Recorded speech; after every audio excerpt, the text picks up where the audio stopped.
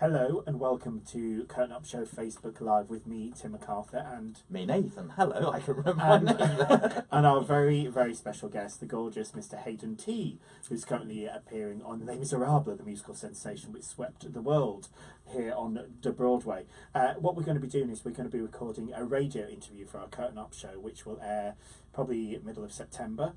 So once we start that interview, that'll be a radio, so you're having a sneak preview of that radio interview, but you're watching us.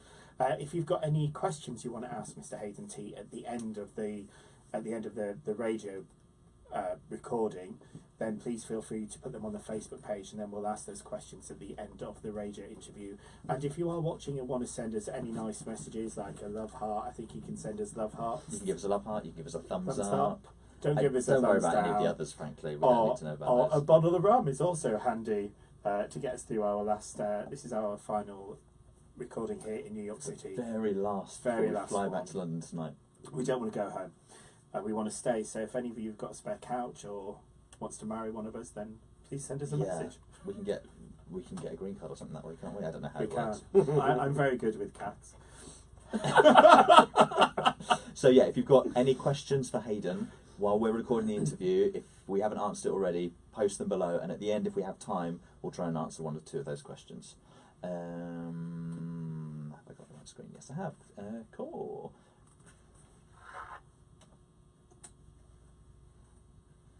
Hello and welcome to a special Curtain Up Show podcast in association with Today Ticks, the theatre ticket app, with me, Tim MacArthur, and... me, Nathan. Hello. We're recording this in New York City, and we are delighted to be joined in the studio today by a very special guest. It's time for our first guest. It's time for our next guest. He's the Australian star who's currently wowing audiences as Javert in Les Misérables on Broadway at the Imperial Theatre, having recently... I just realised you just said Australian. Oh yeah. Sorry, that's because I wrote it. I was being an idiot. Sorry, to change it to New Zealand stuff. Sorry. I've been called worse. Have to go back on that. That's my fault. I'm sorry. I don't know why I even wrote that. We can pick up from he's the New Zealand star. Yeah.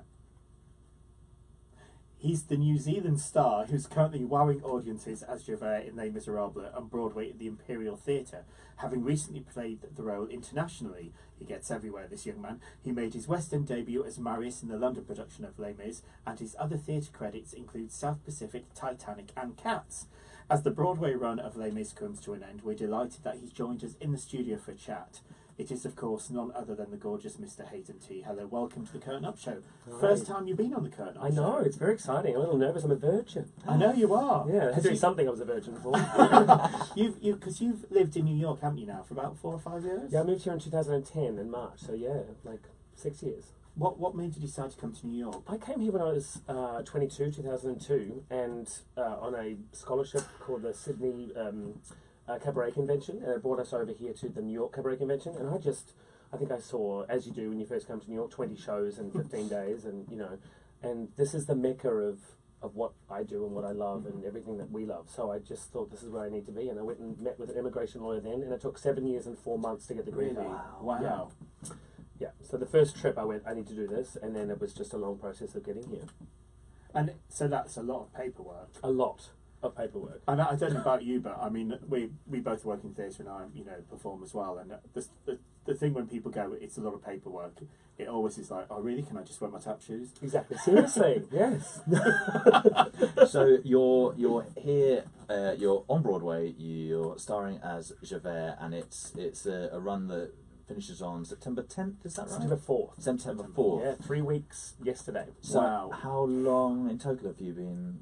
7 months. Wow. 7 months. Yeah. And it's, I mean, we're in the heat of summer. Yes, it is very hot. 105 today or something? Wow, it's been crazy in New York. How on earth do you deal with the heat whilst wearing thick woolen coats, wigs, loads of makeup? Absurd. How on earth do you do that? Well, I mean, I've got 2 fans in my dressing room, so a little one here that just does the face. And I've got one on the floor that comes up from underneath, and then you've got the air conditioning on. And then there's also a chamois that you can drench in cologne and then freeze, so you can throw it on yourself at interval. Oh, really? To cool down in a hurry. Yeah. Is there no aircon backstage? There is aircon, but I'm one of those freaks who just sweats like nothing, and I'm wearing underdressing clothes and full uniforms followed by big coats they're really thick.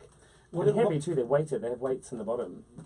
What's been the highlight for you doing Les Mis on Broadway? Oh gosh, there are so many, to be honest. The whole thing, I mean, I come from a tiny little village in New Zealand, and the idea of even getting paid to perform is kind of foreign and bizarre. So Broadway has just blown my mind in every possible way. I can't think of one thing. The people. It's always the people. Isn't that why we do what we do?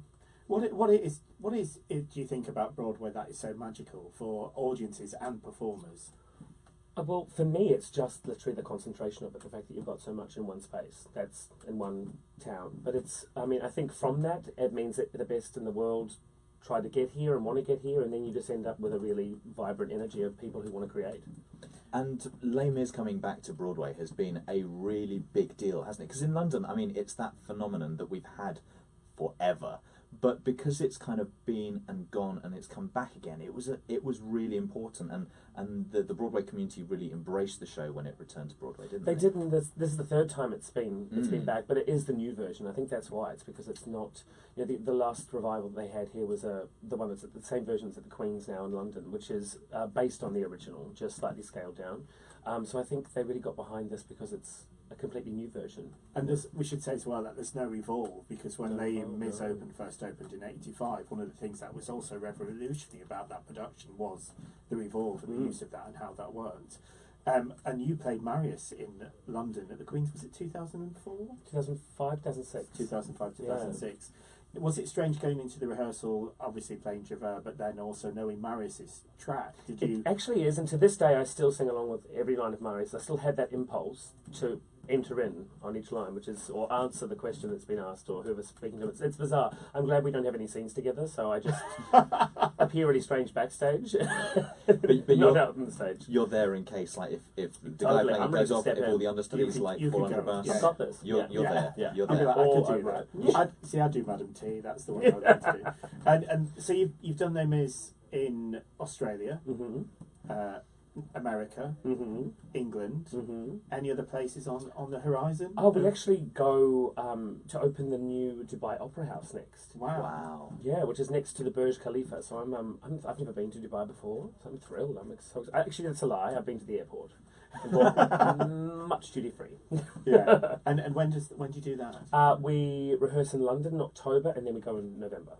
And how long's the run in Dubai? It's just a month, I think, 3 weeks. Oh, lovely. Yeah, I know, right? Which the other day I saw on the internet, I've been checking the weather there, it was 56.2 degrees Celsius in Dubai. I'm like, I don't want to be there for more than a month. That's crazy. That is crazy. I didn't even know that existed on the planet where people live.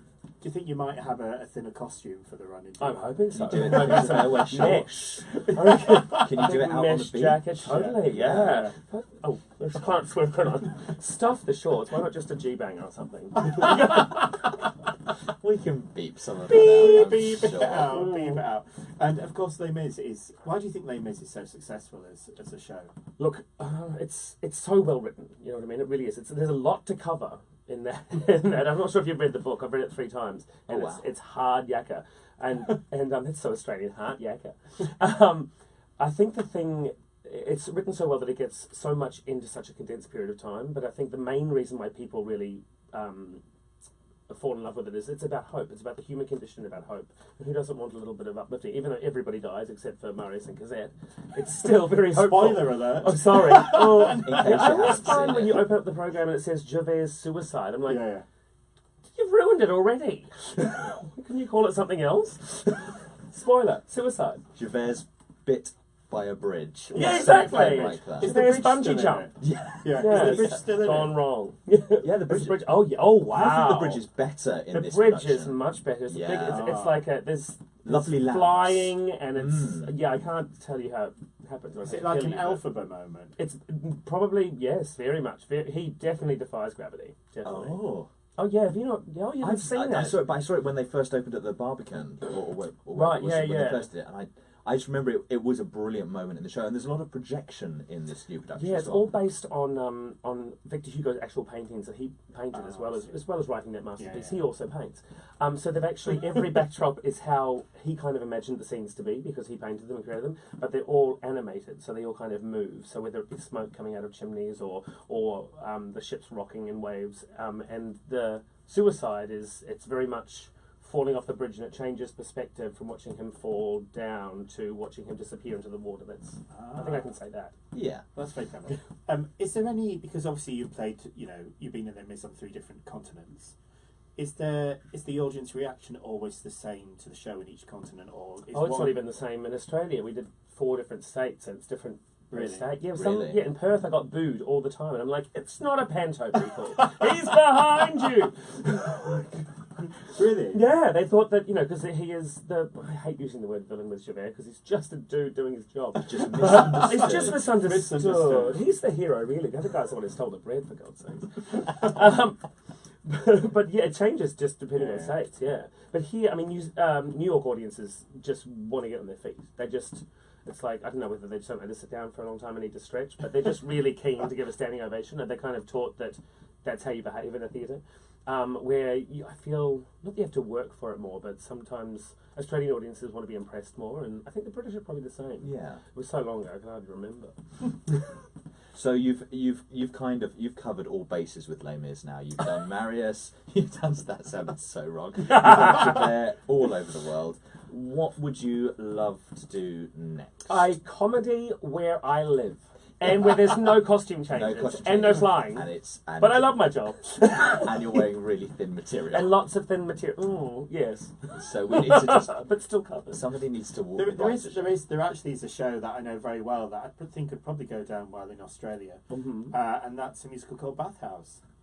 Which you just have to wear a towel. Yeah, that's You'd be fine in that one. Well, there's another one called Steaming? That's an all-women's one. That's an all-women's one. Mm. But we do make dreams come true here on the Curtain Up Show, because there's been guests in the past who have said they'd love to play X, Y, Z, and it's happened. It's happened. Oh, I should be specific. Yeah, like David Badella wanted to play Sweeney Todd, and he said it, and lo and behold, within a year, he was playing Sweeney Todd. I'd love to see him do Sweeney Todd. Was he fabulous? He was actually. He's amazing. Yeah. I think you'd be a good Sweeney Todd. I'd love to do Sweeney. That is definitely. Have you a dream role. done Sundown before? I've done Into the Woods. I was the Wolf and yes. Cinderella's Prince here in America. I love Sondheim, and Sweeney's one of my favourites. Yeah. And we should also talk about your album as well. Oh yes, I got 2 albums. Yeah, and a third one coming out that we're just working on now. Yeah. Oh. Is it because like the first one, which was self-titled, that was kind of quite early on? You were... Oh yeah, it was 2003. That was part of the thing to get a green card and to get to work in America. You have to all the paperwork. And one of the categories you pick. There are 10 categories. You pick 5, and then you get a certain amount of points in each one. And one of them is albums. So that's the only reason I did that first album, was just part of getting the green card. What is that for? Just because it's just a thing you have to... It's... Well, to get a green card, Alien of Extraordinary Ability is what it's called. So you just have to prove that you've gone as far as you can in your country, that you're an alien. Prove it. Yeah. And then and one of those things is, obviously, if you're a recording artist, have a solo album, it obviously means something to them. Immigration. That's fascinating, isn't it, actually? It's fascinating and sometimes boring. So when you've done Dubai with Les Mis, and then you're going to come back to New York. Yes, yeah. Well, I'll go wherever the work is, Or have you had a pencil of suggestions? We'll have to just wait and see. Is it, what was that term? I know we had expression of interest. Expression of interest. We've been trying to. We should say we met up, didn't we? When we met up when we first arrived in New York about 10 days ago, and we had a quick catch up over a gin and a rum, and we were talking about just the industry and how things are, and when you're up for things, and when you get like a light pencil for a commercial, and then a heavy pencil, and a HB, and and then a Sharpie, and then it turns out into a. You don't get engraved. Do you get engraved? Engraved. Really serious. Engraved is when the money's in the bank account. Oh, I like that. Yeah. Always loved engraving. So we'll have to just wait and see, eh? We'll have to wait and see. Who knows? Is there any advice that sort of you've learned in your career, because you've had an amazing career, you've worked all over the world? Is there any advice you've got for aspiring performers? Oh, I just think if you love what you do, there's no other option to succeed. So just remember to enjoy it. I don't think, I know that's probably a bit wanky, but... No, it's good, because sometimes you can kind of get caught up in things and you forget to actually step away from it and look at it and appreciate what you've got. Because sometimes you've finished it and you've just been working your rear end off, that you actually didn't get a chance to just Experience stop it and and be enjoy in the it. moment Yeah, and yeah, enjoy Yeah, it. so Yeah. actually that's really And they good had that advice. whole thing, how do you make an actor unhappy? Give them a job. So there's Yeah. that, you'll get these things, like, it's true. Everyone gets grumpy whenever they're in work, and then they whinge when they're not. But I think just enjoy it. Just remember to enjoy it. Remember Enjoy why the you did it. moment. Yeah. I remember years ago there was a guy called Brett Carr who used to write me cabaret songs. And I was like in my 20s, and I would get frustrated about things maybe weren't going as well as I thought they would. And he also used to just say to me, enjoy the journey. Mm. Because it's all those moments where you do something and then you learn from it, and you can take Totally. something from something that will then hopefully help you later on in your career. Hayden, thank you so much for joining us on the Curtain Up Thank Show. you for It's having lovely, me. lovely to see you, and do let us know when you're in London. I If will. you come back and with a heavy suggestion, what was it? Heavy pencil. Heavy What pencil. was it? Engraving? Engraving. When I'm engraved. Yeah. Thank you so much. Right, it's time for some music. Right, it's time for some more music. From Hayden Tee's self-titled album, this is Someone Like That. Whatever you do, make sure you get out and see lots of theatre, and we'll see you here next time for the Curtain Up Show in association with Todaytix, the theatre ticket app. And that's that bit done. Well, we're done. I'm like someone like that, the most Javert, like. I would love to go to the Facebook Live to do some of the questions, but unfortunately my screen has just died on my MacBook. Oh, so could I can't- find I just it? got a stop free. So you've got a free. There were a few that I saw while we were there that I think we covered. So I hope that everybody's happy with what we covered. So thank you so much for joining us. You'll be able to hear this interview on the Curtain Up Show on Resonance FM, which you can tune into if you're in the UK on DAB Digital Radio on 104.4 FM or online at resonancefm.com, or if you're listening from overseas you can listen at resonancefm.com. It will be aired at some point in September, and when we know exactly when, it'll be a Friday in September, we'll post it on the Facebook page, which is facebook.com/Curtain Up Show, or on our Twitter, which is at Curtain Up Show. So Hayden, thank you so much for joining us. Thank you. Thank you so much for joining us, and take care.